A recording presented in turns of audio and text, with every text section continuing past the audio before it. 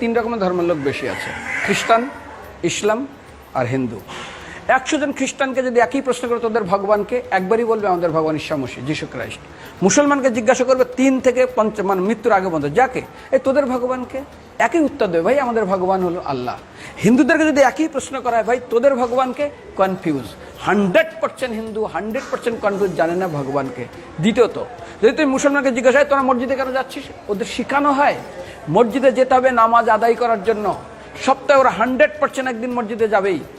তুমি যদি খ্রিস্টানদের জিজ্ঞাসা করো তোমরা কেন কোথায় যাবে, কোথায় যাও না, আমাদেরকে একদিন তারা চার্চে যাবে। কেন? ঈশ্বরে প্রার্থনা করার জন্য। ওদের শেখানো হয় জন্মের থেকে, এটা সংস্কার।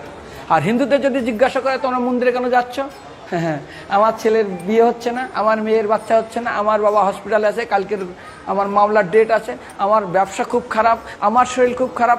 99.99 হিন্দু জানে না মন্দিরে কেন আসা উচিত, তাদের ভগবানকে মৃত্যুর পরে কোথায় যাবে। মুসলমানকে জিজ্ঞাসা করবে মৃত্যুর পর কোথায় যাবে, বলবে ভাই নামাজ রোজা যদি না করি দোজকে যাব, অর্থাৎ নরকে যাব। যদি হিন্দুদেরকে জিজ্ঞাসা, ওদেরকে বলবে আর যদি করো নামাজ রোজা করি তাহলে বেহেশতে স্বর্গে যাব। যদি খ্রিস্টানদেরকে জিজ্ঞাসা করো, এই তোমরা যদি আমরা ঈশ্বর আরাধনা করি হেল অর্থাৎ নরকে যাব। যদি বলা হয় যদি করো ঈশ্বর আরাধনা তাহলে তোমরা হেবেন স্বর্গে যাব। আর হিন্দুদেরকে বলে যে তোমরা মরার পরেই 99% হিন্দু এটাই বলে, মিথ্যাই বলে, আমার বাবার সাজ্ঞানে স্বর্গে গিয়ে বসেছে। তোর বাবা কি জমি কেনা আছে নাকি স্বর্গে? তোর বাবা জমি কেনা আছে যে তোর বাবা মরার পরে স্বর্গে গিয়ে হোয়াটসঅ্যাপ করে দেখি এই যে অ্যাটাচ বাথরুম টয়লেট আমি একদম ভালোভাবে পৌঁছে গেছে, তোর বাবা স্বর্গে গেছে জানিস তুই? আরে মৃত্যুর আগে এত কষ্ট পায়, এত কিছু করে, মারার পরে আমার বাবা স্বর্গে গেছে।